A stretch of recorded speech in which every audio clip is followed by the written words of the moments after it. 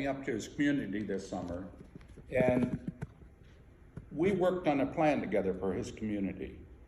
And one of the things when we went out to visit this sheep farm, we were driving around the south end of Torch Lake, wasn't it? Where was that location? As we drove by, we saw some trees in a residential area.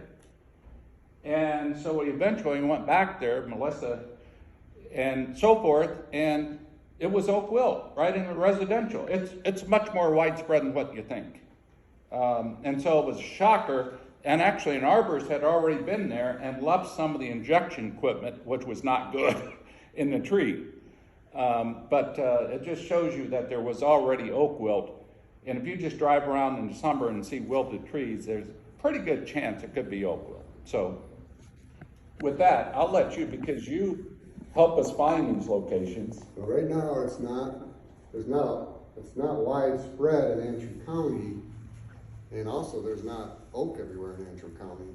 So yeah. This side of the shoreline is where the oak is. If you go out to Mansalona, there isn't any oak. If you go down the Jordan Valley, there might be a few oak trees, but the oak is concentrated on this side.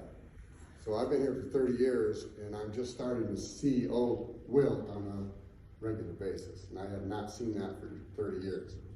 I have not seen, and I know what oak wilt looks like. I've seen it here and there, but but now I'm worried about it because it is showing up in places where you're like, oh shoot, that's oak wilt, you know. So anyway, Jerry has done a little bit of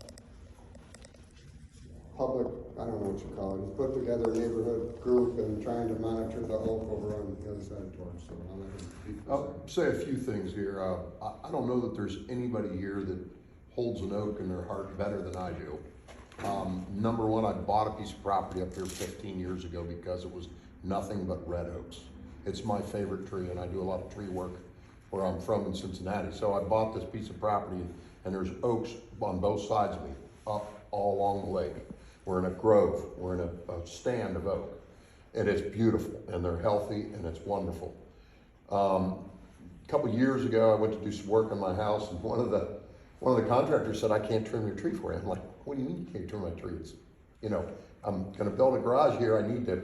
He said, "We can't do it because of the time of year," and he said, "Well, you're gonna get oak wilt." Hey, this is 2 years ago. I knew nothing 2 years ago. So,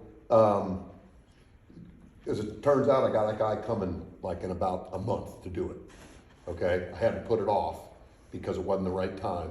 And this is now my garage is built, and I gotta pay a guy to hang over the roof. And I'm going to, because I need to do some things at the right time. Anyway, so in this process, I started reading. I probably spent 100 hours reading, maybe more, and 90% of what I read came from Dave, and got to know him, and called him, and got to know Dave, which was a huge blessing.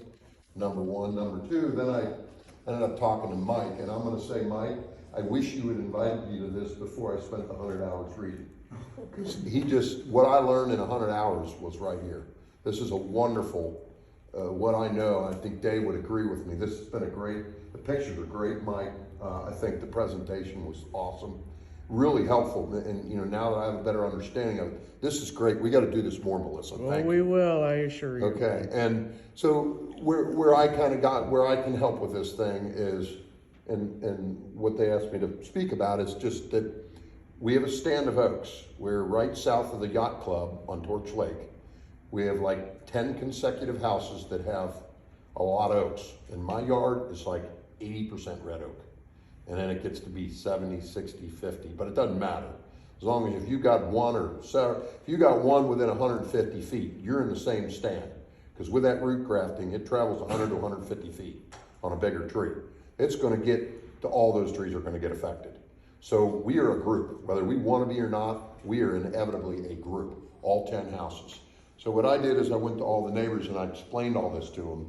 And we've got 8 out of 10 of them have paid Dave to come up and graciously, Dave was very reasonable with us, and Dave, you did a great job. I mean, really, that's what sold me. Dave is not only practical, but most guys in this business are out to make a dollar. Dave's out to save oak trees. And that's what I'm out for. So, and that's why I've embraced Mike and Melissa. I think the purpose of the group here is oak trees. And you have to be wary of the industry, because there's a lot of arborists who are out there to make money. And there's a lot of different ways to do this, and it's just usually the thing that works better costs more. Thanks to Dave, the thing that works better here costs less. It's this glyphosate thing. And Dave's got documentation. If you read are all his articles online, Dave? Can people get to your articles?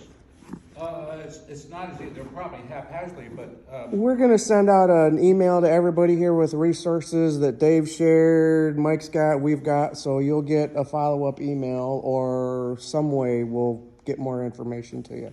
We'll probably make an oak wilt section on our website, so all that stuff will be there for you. So the whole key, though, I hope you all, from what you've learned, if you absorbed everything Mike just taught us, the key to this is timing and communication and education. And I put together a little flyer and gave it to all my neighbors, emphasizing that. And we each pitched in $100 and hired Dave to come in and look at all our properties, take pictures of our trees. And the most important part of what we're doing as a group, though, is telling each other, whoever gets oak wilt first, boom, that's got to start right then. Dave and I were talking this morning, and there's a possibility, he hasn't proved this yet, Dave's going to, but you could treat a tree with as little as a teaspoon of glyphosate. Now, you can. In most cases, that's probably not adequate, right, Dave? Right. But depending on the situation, but the point is that if we work together and we time this thing, you can treat the one tree right here and all these trees around there, you're done. Now, there's not a guarantee there, and Dave's perfecting the science right now, but the key to this is I've got probably 40 or 50 oaks in my yard. I'm talking about killing one versus killing every one of them. I mean, if you do the Broom model and some of these other models, they'd come in and they'd wipe out every tree in my yard to save 20 trees to the neighbor to the south. You know? Do you have oak wilt in your neighborhood? We do not have oak wilt, and we will not. I promise you. When we get it, that one tree's going to die within days.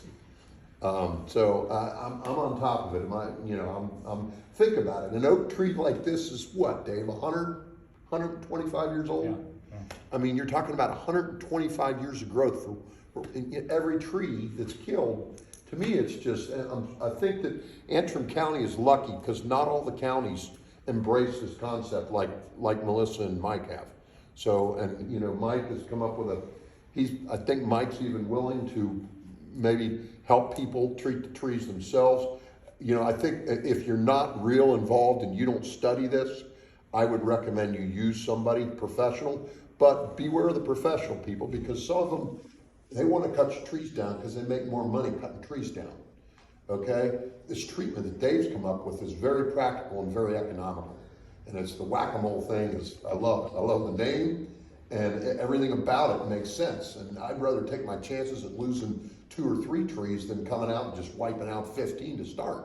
And that's the opposing science, is to just start out with 15 trees. So anyway, thanks to Dave, thanks to Mike, thanks to Melissa, thanks everybody for being here. The key is pass this on. Let's next meeting, let's have 100 people, Melissa. We will. And one thing that I just want to add, and as the presentation went, does anybody know Doug Tallamy, familiar with Doug Tallamy, The Nature of Oaks?